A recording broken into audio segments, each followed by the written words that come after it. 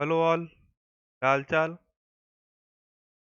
एक बहुत छोटा सा क्लैरिफिकेशन जीएसटी रजिस्ट्रेशन के रिगार्डिंग। जैसा कि साल चेंज हुआ अभी, कुछ लोगों को लगा कि उनको जीएसटी ले लेना चाहिए।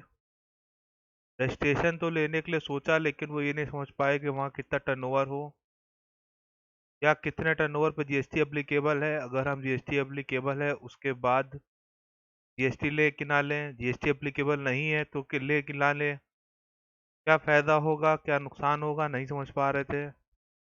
मैंने सोचा क्यों ना एक वीडियो इस पे बनाई जाए। जैसा कि मेरी हेडिंग इस पे बता रही है कि GST registration a burden for some small businessman. इसको थोड़ा सा सिंपल बनाया जाए, एक छोटी सी एनालिसिस मेरी तरफ से और कुछ बातें मैं आप लोगों को बताने वाला हूँ जो आप लोगों को मदद करेंगी। तो आइए शुरू करते हैं आज की वीडियो। अगर आपको मेरा चैनल अभी तक समझ में आया हो तो प्लीज़ सब्सक्राइब करिए, ताकि मैं आप लोगों के साथ इसी तरह जुड़ा रहूँ, इसी तरह मोटिवेटेड रहूँ और कुछ ना कुछ आप लोग के लिए इस तरीके का एनालिसिस वाला स्टफ भी लाता रहूँ। तो टाइम ना लेते हुए आइए शुरू करते हैं आज की वीडियो। सबसे पहले बात कर लेते हैं जीएसटी रजिस्ट्रेशन कौन कौन लेता है, किस प्रकार के लोग होते हैं। मेरी नॉलेज में सबसे बढ़िया मुझे यही तीन कैटेगरी लगी जिनको जीएसटी लेना के रिगार्डिंग वो सोचते हैं। सबसे पहला, जो टर्नओवर के पार हो जाते हैं, यानी टर्नओवर की लिमिट एक्सीड कर जाती है, उनकी लायबिलिटी आ जाती है जीएसटी लेने की, तो उनको तो लेना ही पड़ेगा। कंपलसरी रजिस्ट्रेशन, जहाँ पे लिमिट की कोई बात ही नहीं होती, गवर्नमेंट ही कह देती है कंपल्शन है, आपको लेना ही लेना है, चाहे कुछ भी हो जाए, कोई भी सिचुएशन हो। उसके लिए कुछ केसेस हैं, उसको मैं रिफ्लेक्ट करूंगा आज। अब वॉलंटरी रजिस्ट्रेशन बोले तो, अगर आपको जीएसटी लिमिट से आप कम है लेकिन आपको लेना मजबूरी है या आप सोच रहे हैं लेने के लिए, तो ये वीडियो में आगे बढ़ने से पहले मैं आप लोगों को क्लियर कर देता हूँ। आज मेरे वीडियो में आपको टाइम पीरियड मिल जाएगा नीचे डिस्क्रिप्शन में। इन तीनों कैटेगरी को एक्सप्लेन करने वाला हूँ। आपको जो भी कैटेगरी समझनी हो, आप वो टाइम गैप पे क्लिक करके सीधा आगे स्किप कर सकते हैं बीच की वीडियो। तो आइए शुरू करते हैं आज की वीडियो। सबसे पहला जैसे लिखा हुआ है, crossing of threshold limit of aggregate turnover, उसी के बाद स्टार्ट करते हैं कि जो थ्रेशोल्ड लिमिट है जीएसटी रजिस्ट्रेशन का, गुड्स के लिए 40 लाख रुपए है। मैं बार बार कह रहा हूँ, गुड्स के लिए 40 लाख रुपए है। और कुछ स्पेशल कैटेगरी स्टेट्स है इनके, जहाँ पे अभी भी 20 लाख रुपए है, लेकिन ये लिमिट जो है, ये बार बार मैं कह रहा हूँ, गुड्स के लिए है। अब बात कर लेते हैं सर्विसेज के रिगार्डिंग। तो सर्विस के लिए आज भी ये लिमिट 20 लाख रुपए है। जी हाँ, ये थोड़ा सा चौंकाने वाला फैक्ट है। जो बंदा प्रैक्टिस में है उसके लिए तो ठीक है, उसको पता होगा, लेकिन जो बंदा सर्विस प्रोवाइडर है, वो जीएसटी के बारे में सोच रहा है अभी कि हमको जीएसटी लेना है कि नहीं लेना है, रजिस्ट्रेशन करवाएं कि ना करवाएं, उसके लिए को क्लियर बता दिया जाए कि 20 लाख से नीचे आपको जीएसटी लेने की जरूरत नहीं है। कुछ लोग इसकी लिमिट 40 लाख समझते हैं, तभी मैंने मेन उद्देश्य यही था वीडियो बनाने का। कुछ एनालिसिस के साथ साथ आपको कुछ बातें बताता चलूं। लॉ तो अपनी जगह है ही है, लॉ के अलावा आप लोग कुछ फैक्ट बता रहा हूँ। ये लॉ को मैंने एनालाइज किया, उसके बाद ये चीज़ पता चली कि सर्विस के लिए जो जीएसटी की लिमिट है वो 20 लाख रुपए है, 40 लाख रुपए नहीं है। एक फैक्ट इसमें और है कि जो कंपोजिट अगर आप ट्रांजेक्शन कर रहे हैं, यानी गुड्स भी कर रहे हैं सर्विस भी कर रहे हैं, तब भी आपकी लिमिट 20 लाख की है।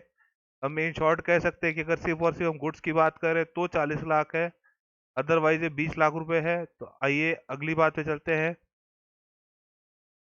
कंपलसरी रजिस्ट्रेशन, जहाँ पे लिमिट से कोई मतलब नहीं है, गवर्नमेंट ने ही इसको फाइनल कर रखा है कि आपको टर्न रजिस्ट्रेशन लेना ही लेना है, टर्नओवर कुछ भी हो आपका। तो यहाँ पे भी जो पहला पॉइंट है, थोड़ा सा कंफ्यूजन भरा है कि person making inter state supply. अब सप्लाई का मतलब यहाँ पे टर्नओवर से लिंक कर दिया है इन्होंने। तो अगर आप रजिस्ट्रेशन नहीं ले रहे हैं और आपको इंटर स्टेट परचेज करनी है, तो आपको ये अलाउ है, आधार के थ्रू लोग इसका परचेज कर सकते हैं इंटर स्टेट में। लेकिन इंटर स्टेट सप्लाई बोले तो इंटर स्टेट सेल्स हुई एक तरीके से। अगर हमको वो करनी है तो हमारी लिमिट से कोई मतलब नहीं है, 40 लाख से कोई एप्लीकेबिलिटी नहीं है, आपको रजिस्ट्रेशन लेना ही लेना पड़ेगा। उसी तरह बात कर लेते हैं कैजुअल टैक्सेबल पर्सन की। कुछ ऐसी सर्विसेज होती हैं, कुछ ऐसे गुड्स होते हैं जो कैजुअल के हिसाब से चलते हैं, 3 महीने 6 महीने उनकी लाइफ होती है, तो उसमें आपको लेना ही लेना है।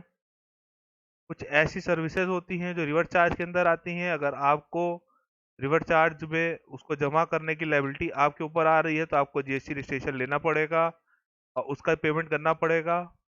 और बात कर लेते हैं ई कॉमर्स ऑपरेटर की। ई कॉमर्स ऑपरेटर अगर आप हैं तो आपको रजिस्ट्रेशन लेना ही लेना पड़ेगा। एनआरआई अगर आप हैं तो आपको लेना ही लेना पड़ेगा।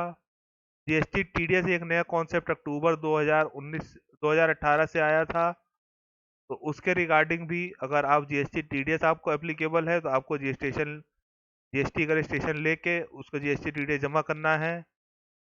जीएसटी टीडीएस के साथ साथ मैं टीसीएस का पॉइंट में निपटा देता हूँ कि अगर आप ई कॉमर्स ऑपरेटर हैं तो आपको जीएसटी टीसीएस के बारे में भी जीएसटी रजिस्ट्रेशन लेना पड़ेगा। लिमिट से कोई मतलब नहीं है। आप कोई इनपुट सर्विस डिस्ट्रीब्यूटर हैं या एजेंट हैं तो आपको लेना पड़ेगा। लास्ट पॉइंट की बात कर लेते हैं कि अगर आप कोई ऑनलाइन इंफॉर्मेशन या डाटाबेस को सप्लाई कर रहे हैं from a place outside India तो आपको लेना पड़ेगा। तो ये कुछ पॉइंट मेरे थे जो कि रिगार्डिंग थे कि कंपलसरी रजिस्ट्रेशन के। अब बात कर लेते हैं वॉलंटरी रजिस्ट्रेशन के, जो कि मैंने जो बात स्टार्ट में अपनी हेडलाइन में लिखा स्मॉल टैक्स पेयर के रिगार्डिंग, कि उनके लिए वॉलंटरी रजिस्ट्रेशन का क्या मतलब है, तो करवाना चाहिए कि नहीं करवाना चाहिए। अब इसमें स्लाइड क्या कहती है, turnover below 40 lakh but registration ले रखा है, have to follow all returns. ये कुछ बेसिक लोगों के दिमाग में मिथ फैल गई है कि अगर हमने जीएसटी रजिस्ट्रेशन ले रखा है और 40 लाख के हम नीचे हैं तो हमको कुछ नहीं करना है, हम एग्जेम्प्ट हैं। ये इनका सोचना एकदम गलत है, ये मिथ है। अगर आपने रजिस्ट्रेशन एक बार ले लिया तो आपको सारे रिटर्न सब कुछ कंप्लीट खुद करना है। आप ये ना सोचें कि आपको जीएसटी रिटर्न कुछ नहीं करना है या किसी को कोई कंप्लायंस बर्डन नहीं है। आपके ऊपर भी वही सारे कंप्लायंस बर्डन है जो एक टैक्सेबल पर्सन के ऊपर है, यानी जिनकी लिमिट पार हो चुकी है उनके लिए है। तो दोनों के लिए बराबर है। अगर आप वॉलंटरी रजिस्ट्रेशन ले रहे हैं तो आपको इसका फ़ायदा भी है, जैसे कि आईटीसी का बेनिफिट मिल जाता है।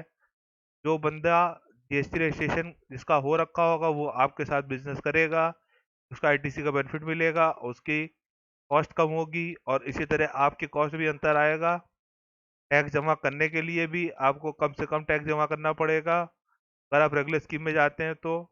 अगर आप वॉलंटरी रजिस्ट्रेशन ले रहे हैं तो आप कंपोजिशन स्कीम में भी जा सकते हैं। उसके लिए मैं एक दूसरी सेपरेट वीडियो बनाना सोच रहा हूँ कंपोजिशन रजिस्ट्रेशन के लिए। तो ये मेरी जितनी भी आज की स्लाइड्स थी ये रेगुलर रजिस्ट्रेशन के रिगार्डिंग थी। तो मैं आपको बार बार कह रहा हूँ कि अगर आपको जीएसटी के रिगार्डिंग कोई भी तरीके की परेशानी हो या ऐसे बेसिक क्वेश्चन कोई भी आप पूछना चाहते हैं तो आप प्लीज़ मुझे कमेंट बॉक्स में लिखिए, मैं उस पर वीडियो बना दूंगा और आप लोग को उसका आंसर तुरंत एक दिन के अंदर अंदर मिल जाएगा। ये था मेरा छोटा सा स्टेप जीएसटी के रिगार्डिंग। आप लोग को काफ़ी हद तक क्लियर हो गया होगा या कोई चीज़ ना हुई हो तो प्लीज़ कमेंट बॉक्स में लिखिए ताकि मैं उस चीज़ को आप लोग क्लियर कर सकूं।